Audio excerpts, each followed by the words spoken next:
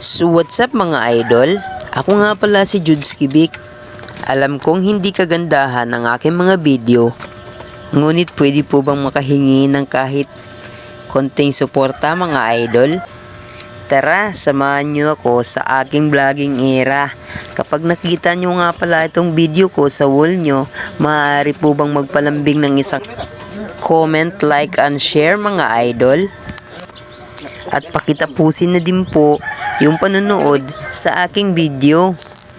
Maraming salamat nga pala sa aking mga solid followers na hindi nagsasawa na sumuporta sa akin mula noon hanggang ngayon. Pangako ko pong ipagpapatuloy ko po ang aking nasimulan at hindi ko po bibitawan ang pangarap ko pong ito.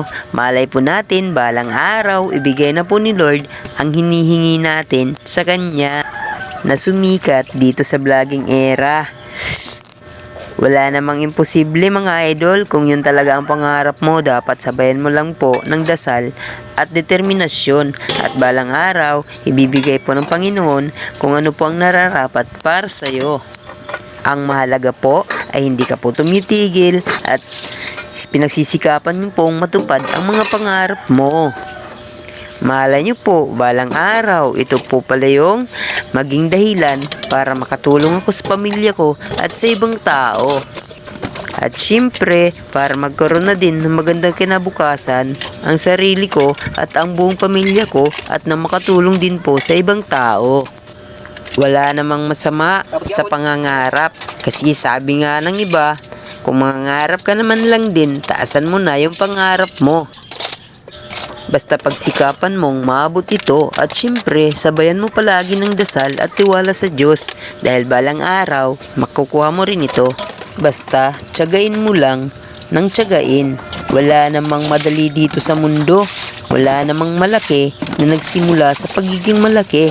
Lahat ng malaki at mataas ay nagsimula sa maliit. At laging tandaan na noodles lang ang instant. Lahat ng mga sikat na ngayon, nagsimula naman sila sa maliit. At tulad ko, dati lang din silang nangarap na lumago.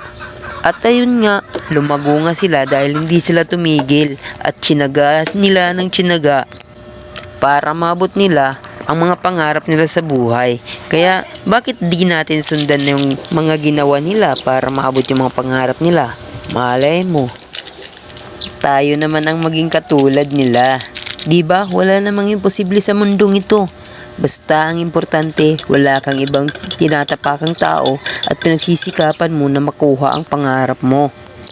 So yun lang mga idol. Ingat po. Paalam.